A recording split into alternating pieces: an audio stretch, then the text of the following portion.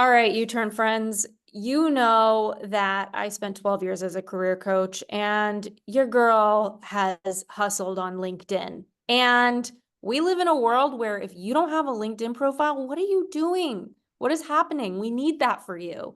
And that's why today I wanted to bring one of my OG guests, Heather Monahan, back on the show. If you haven't heard her episodes on my show before, you've got to check it out. She's full of wisdom. She has so many resources that have helped so many people skyrocket their personal brand, their speaking career. She's a top keynote speaker. She's an author. She has a really powerful story around how she lost her job and completely catapulted her career from there. And a lot of that has to do with speaking.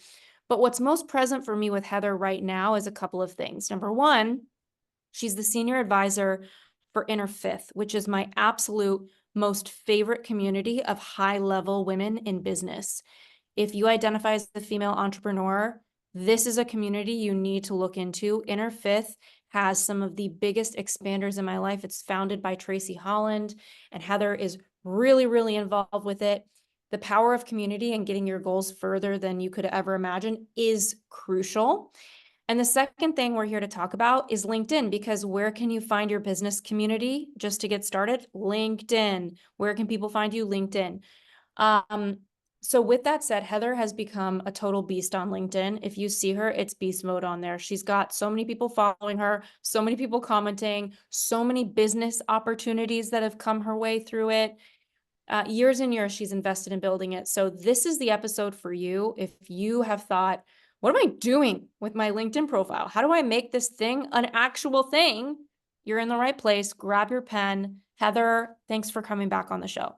Oh my gosh, Ashley, thank you so much for having me. Always love to hang out with you and do anything I can with you. I'm so hyped. We actually met in real life recently too, and I'm so grateful to spend time with you always.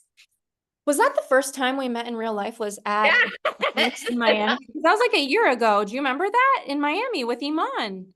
Wait, we met in Miami? Yes, we went to Soho House with Iman, and it was in Miami. I totally forgot about Yes. You're right. Oh, yes. Yes. So when we were just in LA together, that was our second time being together. You're right.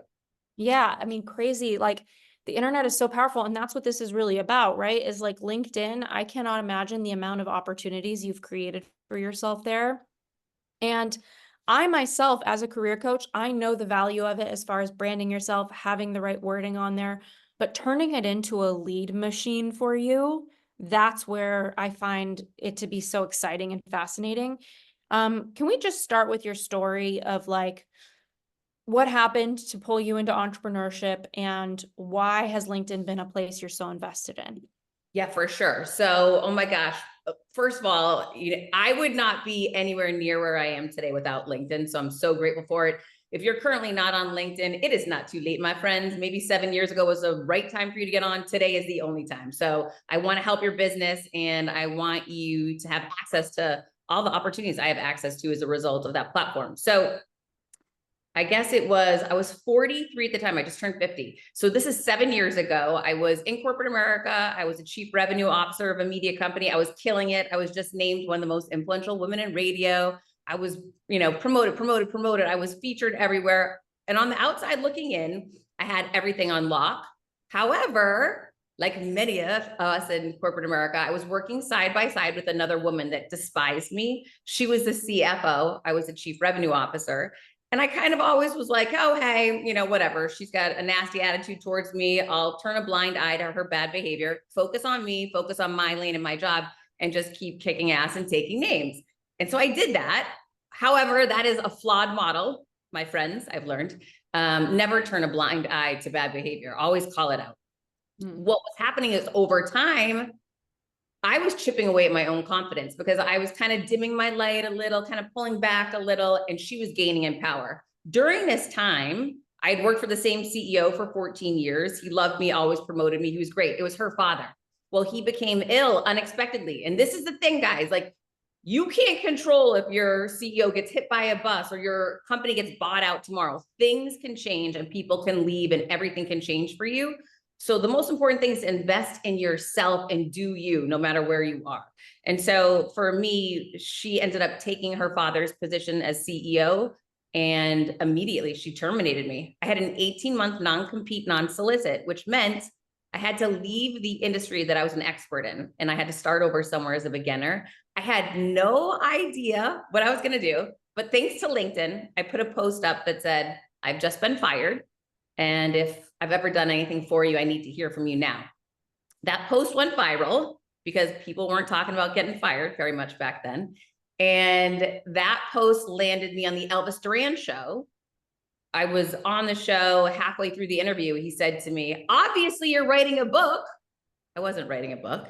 And he spoke this belief and confidence into me. And I Googled how do you write a book, started writing a book. And that's really what like launched me into my entrepreneurial business, which has been up and running now for 7 years. But, you know, I go back to this one differentiator for me, and it really was LinkedIn from the jump. If I hadn't gone to LinkedIn to post on LinkedIn, who knows where I would be right now. But that platform has given me such reach, such connection to hundreds of thousands of people, millions of profile views every month, and 90% of my business still to this day comes from that platform. Mhm. Okay, so isn't it amazing that sometimes just by putting yourself out there, it's like you invite these opportunities to you that you could have never imagined. And it is a fine line, right? Like some people being fired is the one thing they never want anybody to know. And it's like, how do you dodge that question in an interview? You owned it and you made art of it and it paid you back. How do you make a decision on what to share versus not to share when it comes to your personal brand? I think it's important that people understand this. Everyone in the world is going to tell you what you should and should not do. There's one voice and opinion that ever matters, and it's your own. Right. So to Ashley's point, when I put that post up, my phone started ringing like crazy. It was my friends and people who love me saying, take that post down. You look pathetic. No one's going to hire you if they know you were fired. And I remember thanking them for their care and worry because they meant it from genuine good places. But when I hung up the phone, I checked in with myself and I thought, do I feel pathetic? No, I feel bad for that company that just fired me because they're screwed. I'm not there anymore, right? So I had this moment of saying, I didn't steal, I didn't hurt somebody, I didn't do something evil. Yeah. As a person, I'm a person that this other person who's now in charge doesn't like. I don't feel bad about that. And so I made the decision after checking in with myself, no, I'm going to keep it up. So the most important thing to do is to check in with you.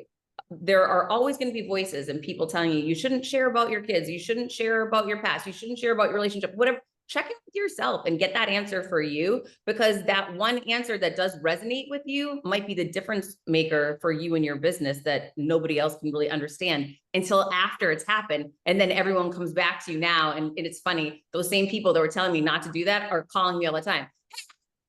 Personal brand and tell me the strategies, tell me what to do. And I laugh. I'm like, do you remember you told me it was a terrible idea that I do it? Yeah. Okay. It's pretty funny, but okay. Happy to help. It's interesting. Like, I feel like back in like 2012, 2010, I was seeing some personal brands pop up on Twitter. Like people had Twitter followings. Twitter was huge. I don't even know why it's called X right now. When they changed it, I thought it was my phone. I was like, what is this X on my phone? Anyway, and it's obviously evolving. Where do you see personal branding going just based on being someone who has a podcast? I know a lot of people come up to me and they say like, oh, podcasts it's too late. And I'm like, what are you talking about? If you look at YouTube, there's millions of YouTube channels and there are way less podcasts than there are YouTube channels. There's still so much time and space. Like what comes into your mind when you think about the next step for building your brand? Okay, before I get into that, you just triggered a thought for me that I want to share with everyone. It is not too late.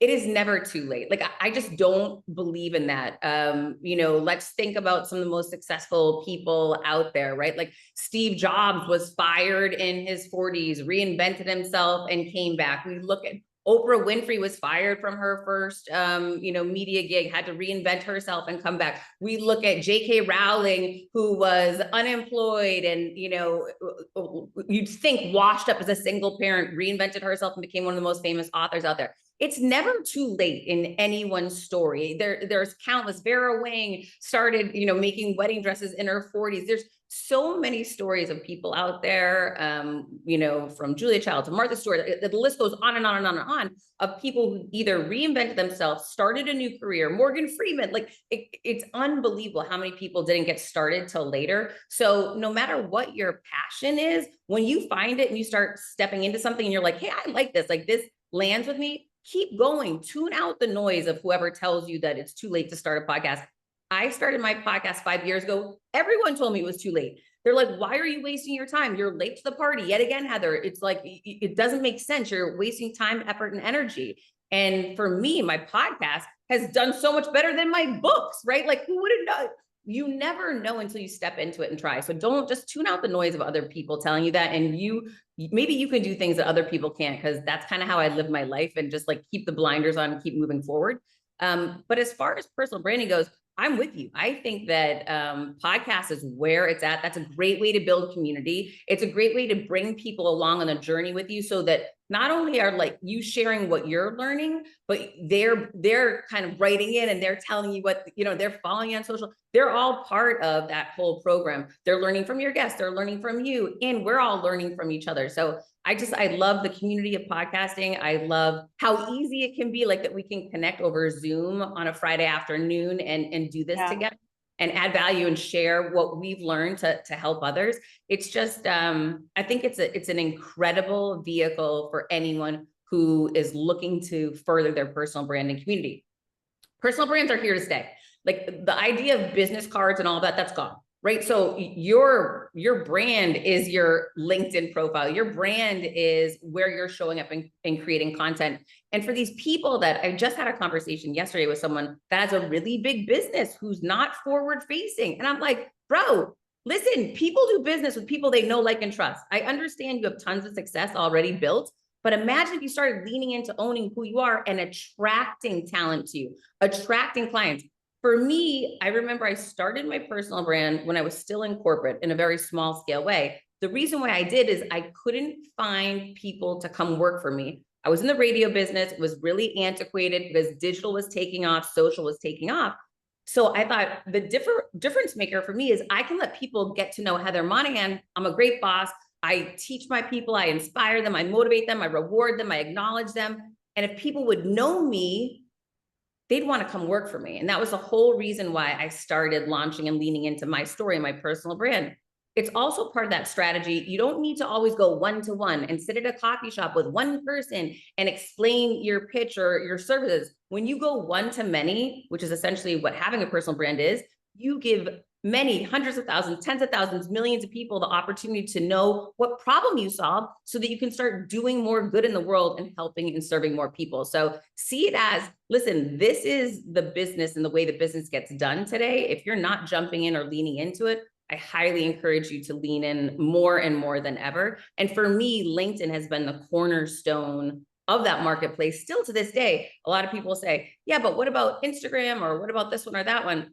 LinkedIn just grows so much faster without paid ads. And we were just talking about this. Yes, paid ads are a great strategy if you have a lot of resources. I've never spent on paid ads before. I've never had to, because the organic growth on LinkedIn just happens so rapidly. You don't have to spend if you don't want to. I just Googled your name, Heather, and I see that, like, first it's your website, and then the second thing that comes up is LinkedIn, and the third is Instagram. And that's the thing I think of these networks is, like, when you put yourself on these networks, every word that you're using, I mean, the internet, Google is a search box, right? And if something like LinkedIn has the highest SEO, then you're putting yourself in a position where you're going to be found for reasons that are beyond your wildest imagination. So I'm looking at your LinkedIn right now, Heather, and I'm curious, like, there's probably some people that are going to look at it and say, man, like, I'm just getting started. This woman is like killing it. You have 311,000 followers. Like, where does somebody begin to really use LinkedIn? Let's say that somebody's listening right now. They have 100 connections on LinkedIn. They want to put content out there. They want to build a huge following. They want to attract opportunities, whether it's speaking engagements, new clients, corporate deals, whatever they want to get. Where do you begin? Okay. The first thing that I would tell you is this. There is no perfect. So like shed that thought. Perfection is just a cover and veil for fear, right? So you've got to get okay with, hey, I post sometimes and they bomb, right? And I'm like, oh, okay, I'll just delete it. Like you can't get too caught up with every post has to be perfect and get great engagement. That's not real. The most important thing you're going to do is get data, get information. So anytime you post, that's going to provide data to you, feedback. The more you start showing up and posting on a regular basis, I highly recommend at least 5 times a week. I know that's hard for some people. You're thinking it's hard. Oh my gosh, Ashley, and to this point, we should send them to Vocable AI, our very good friend Amon's platform. She has a free trial that you can go on, and her AI software will create a content schedule for you based off of analyzing your brand online. The thing is brilliant. It's incredible. It's all AI. It will do it for you for free. So don't tell me that I can't come up with anything, Heather, to think about, because Vocable will do it for you. But the more you lean in and start testing and trying different pieces of content, like for me, I first talked about getting fired. Then I was like, I don't know what else to post about. I'm just going to bring them along on the journey with me. So I would start talking about what it was that I was doing. And then I started realizing people would message me and say, yeah, but you were in sales leadership for 25 years in corporate. Can't you share some of the things you learned there? I'm like, oh gosh, I forgot about my last career. Okay. So then every once in a while I'd pepper in like my 5 best sales tips, the best 7 secrets to leading a sales team, how to attract the right talent in sales, right? Like, so I would start lean into the things that you know that you can teach, right?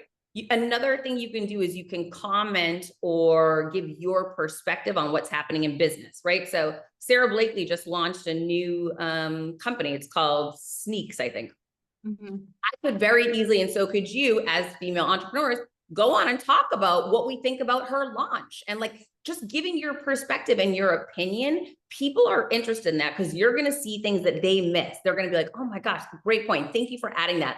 And the important thing to do is you want to add some value, you want to give some perspective, but then you also want people to comment. So I'm always asking a question at the end, like, tell me in your career when you had a moment you had to reinvent yourself. Arrow pointing down, like, jump in the comments, bros. Let's go. I want to hear from you. Like, give me your story. And then you're going to want to follow up and engage with them.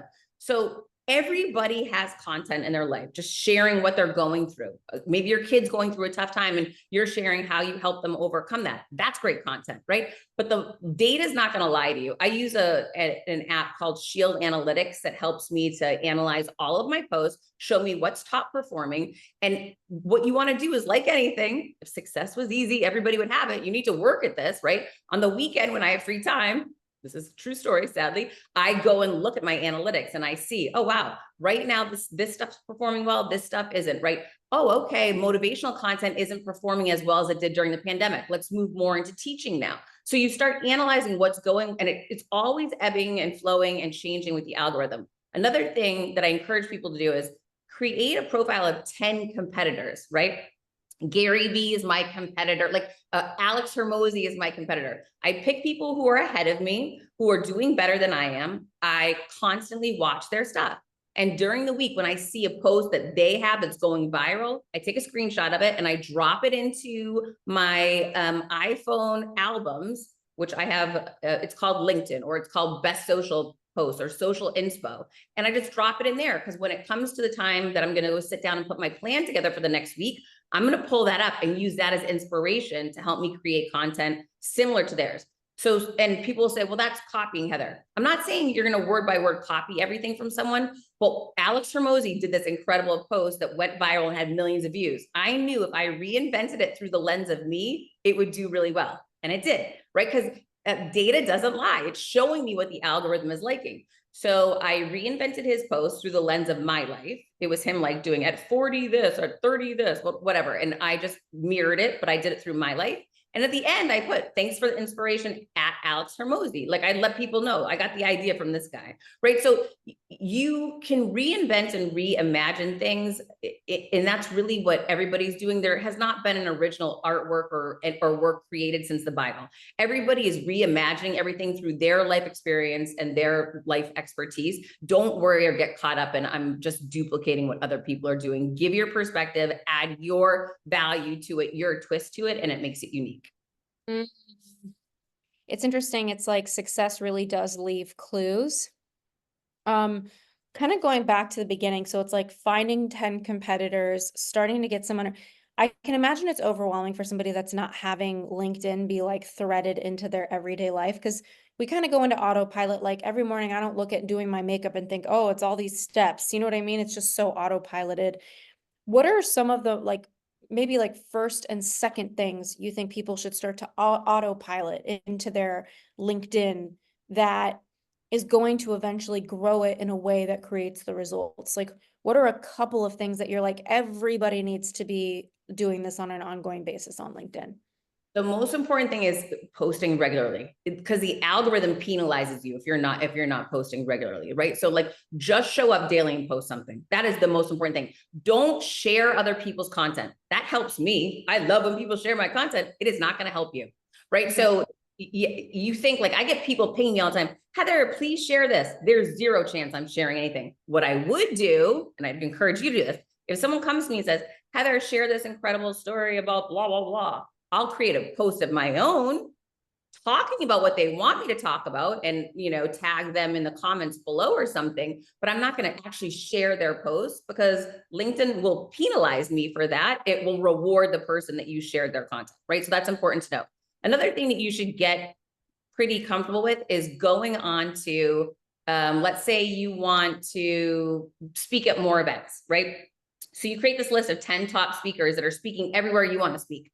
You follow those 10 people, go to their page, go to their post, and comment in the comment section, because the people that are hiring them are following them and are in those comments. You want to start adding value and saying, oh my gosh, great story. That was similar to me when I spoke at blah, blah, blah. That happens a lot for me. Like I'll go comment on some really big speakers profiles, and then I'll get a ping from someone. Hey, I just hired, I'm just saying Sarah Blakely because we're talking about her. I just hired Sarah Blakely to speak at our conference. I saw you commented on it, Heather. Would love to hear what your availability is next year. Let's jump on a call. Like show up in the places you want to be in conversation and start adding your value and giving your perspective in the comments below. You'll gain more followers from that, and you'll start engaging with the people that are hiring for the things you're looking to be hired for. Okay, so I know you've built your speaking career pretty fully. Has LinkedIn been, in the way that you just described, one of the core places you've attracted speaking engagements? 90% of my speaking engagements still to this day come from LinkedIn. It's insane. And that's not a great answer, right? Or that's not a great, it's actually still a problem for me. So you want those people to be in your community. I'm always trying to move those people from LinkedIn to my email list, from LinkedIn to my text list, like from LinkedIn to something in my owned proprietary. I don't want LinkedIn owning all of my leads, right?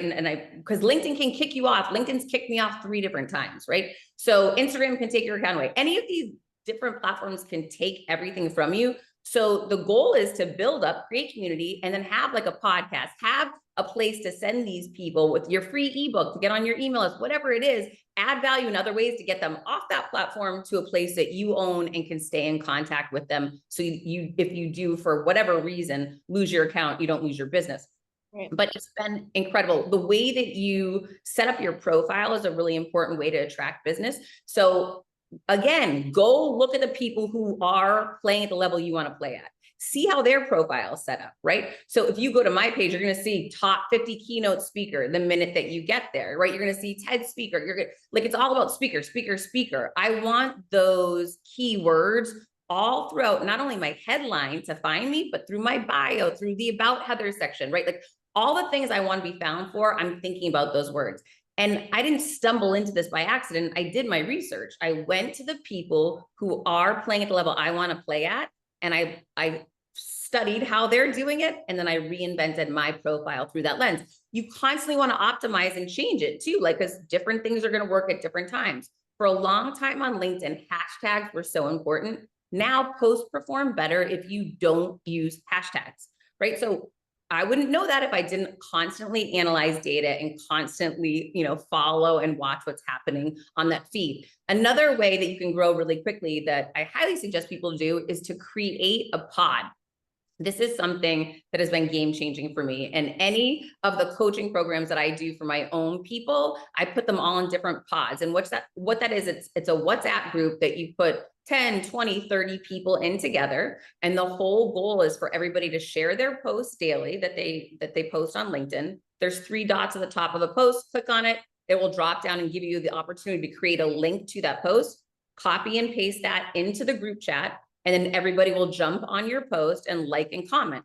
That tricks the algorithm into thinking, this post is amazing. Everybody's getting so much value from it. And it spikes it and starts sharing it with so many more people than you would have been able to reach previously. So that's like one of the best hacks for any post on LinkedIn. I used to see in Instagram people being like, let's have an engagement group where we like and comment on stuff. But I always kind of thought like, is this really doing anything? But it sounds like on LinkedIn, it is. On LinkedIn, it's game changing. And I see it on the weekends, my pods aren't live. And I'll see like, I personally have to just engage so much. I have to work harder to get the same reach that I would get during the week because I don't have those people jumping on my post to support it. How many people are in a pod that you would think somebody would need to really actually see the algorithm favor you and spike your posts? It can be as small as 10 people and you're going to see a difference. Okay. That's powerful. So what I'm hearing you say is like, so anybody right now just getting started, I'm rehashing the notes.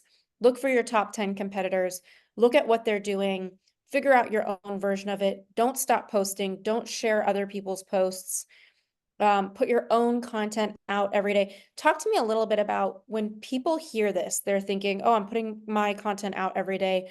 They're probably feeling a little overwhelmed, like, well, shit, I don't know what I need to say every day. Like I'm in a Vipassana with myself. Like, I don't even know what I have to say what would be a valuable post? Can it be as simple as like, happy Monday, here are 3 thoughts that I have this morning? Like, how do you decide what merits a post?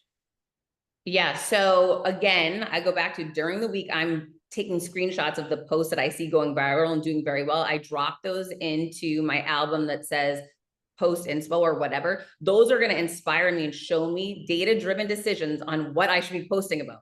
It's teaching me right there. So allow what you're viewing on the feed to teach you. When you see something doing well, save it in that folder. And then when it's time to create your own content, that's 20, 30, 50 pieces of inspiration for you right there. All through life. Like I get off a flight and I'm, driving somewhere and I see something on the road that inspires me. I take a picture of that billboard and that goes into my post. Like I'm always being inspired by different things, as we all are. Headlines that are happening, right? Like a game that just, Taylor Swift commenting about the presidential election. That's a post. You can talk about, and it doesn't have to be political. You can just say, what are your thoughts on celebrities getting involved in politics? That's a post, right? If anything can be a post, whether you're presenting it as, a trending news item and you're asking for feedback, or you're giving your perspective on it, or you're teaching something, or you're sharing something that's happening in your life, or to your point, you're just talking about 3 things that are important to do on a Monday. Like all of these things are posts. It's just what resonates with you. So I'm guessing once somebody posts, that's not the end of the game. Like you text your pod and say, hey, please like, comment. And then what about like engaging with the comments? I'm guessing that's equally important for your post to keep doing well. Like what are some other things after somebody follows this lead? They're posting every day. Maybe it's falling flat. What are they not doing that would cause it to fall flat if they're following this lead? Giving up, right? Giving up is an epic fail. Do not give up, because I have had, not only did I have years where, I wasn't getting the kind of engagement I'm getting now. I'll share this story that this really helped me. When I first launched my podcast, I wanted to have the biggest podcast guest on. So I got Gary Vee to be on my first guest on my show. When we got to the end of the show, he challenged me. He said, listen, you're not big enough on LinkedIn. This was in 2019. He said, you're not big enough on LinkedIn. I was already showing up every day on LinkedIn. He's like, I want you to double down. I want you to start posting 7 times a day. He's like, that's how much I post on LinkedIn. At the time, he was posting 7 times a day. That knocked me over when I heard Gary Vee was posting 7 times a day. And I said to him, like, don't you think that's overkill? This is actually all in the podcast. And he said, no. He said, the algorithm only shows your content to a very small portion of your audience. Don't get discouraged when you only get a few likes or comments. Instead, get inspired by it, that the algorithm is not letting you reach enough people. You have this other, 10,000, 2,000, whatever it is, people that you need to reach. That should be inspiration for you to get up and post again. So his point was, he saw it the perspective shift with him was very, very different than what I had. I thought I'd be like driving people crazy. He's like, no, if you're driving someone crazy, it's a super fan and they want to hear from you. They're not going to be upset by it. The reality is you're never reaching even a small percentage of your audience. And he shared with me, he's like, Heather, I started with one like, I started with one comment. I started sucking. He said, I just started 10 years before you. And that was like, this aha moment was, I might not have all the answers right now, but the key is to start now, because if I could do anything different, it would be to go back 10 years and start then. I can't make that fix. So the key is just to do it now. You know, I think a lot about that quote that like a rocket uses half of its fuel for liftoff.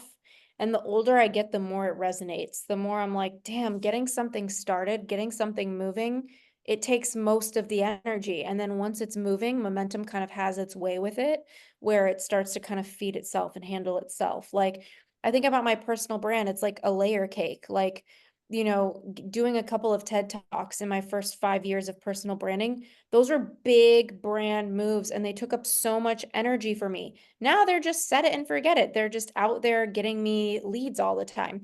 When I think about my Twitter, I posted on there every day. I would create posts. Then I got it into a system. I was like, you know what? I'm going to spend one day a month writing everything I have to say. And then all it is now is like a 5-second thing that I look at my piece of paper that I have my posts and I submit it. Oh, now there's automation software, like all these different things. Speaking of, I know that there's some rumors that like things like automation software can hurt your traction. Is that something you found to be true with LinkedIn? Let's say somebody wants to go in and create a little set it and forget it.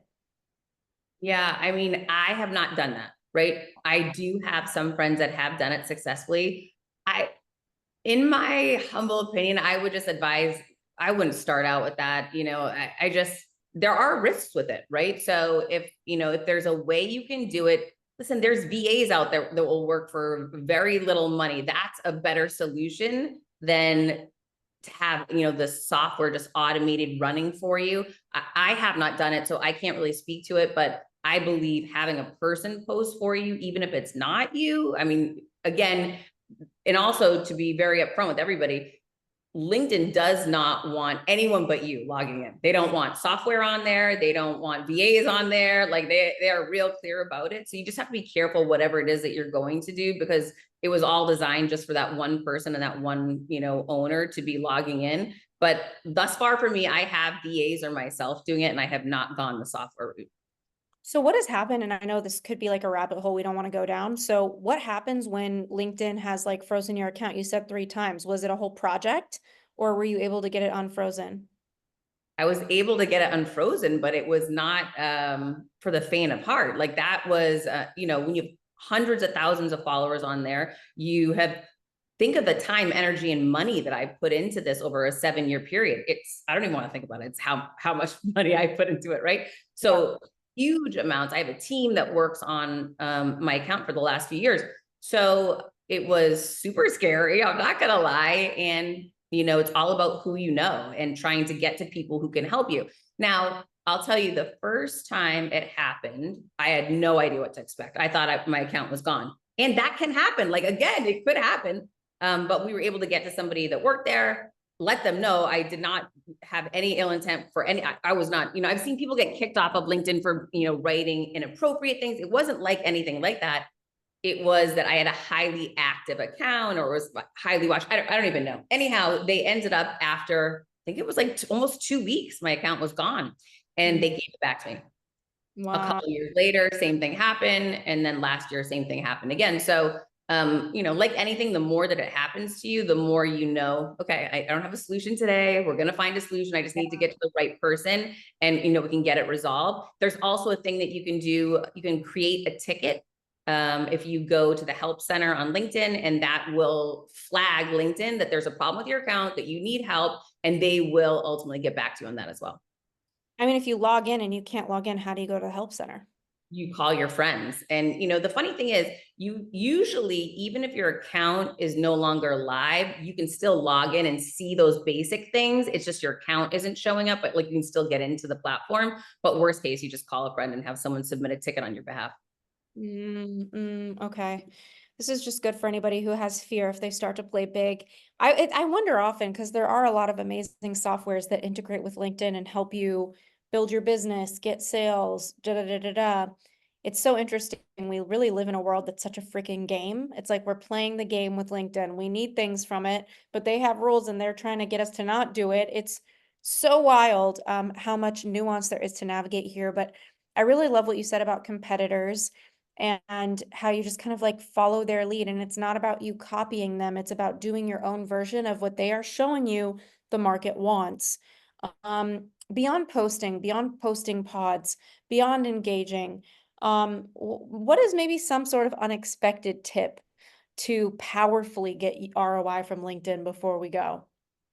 In the DMs, right? So business gets done in the DMs, and you'll see that people are going to message you. People, you can message other people, you can invite people to connect with you, but those conversations that you have in the DMs is where you're going to sell people. Okay. So speaking of people, like obviously this would not be the episode I dreamed of without just talking about community with you. Okay, so everyone listening, you remember me talking about Inner Fifth, which I believe it's just innerfifth.com, right, Heather? Like I'm gonna check it out now. Innerfifth.com. Yeah.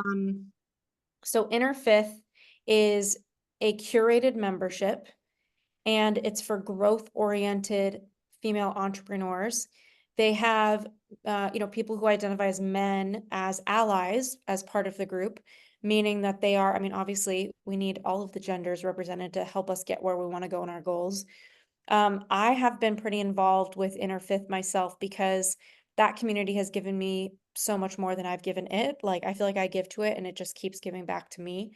Some of my best business ideas, business contacts, everything's have come from Inner Fifth. Can you talk to me about the role that having these private networks have played for you in your success?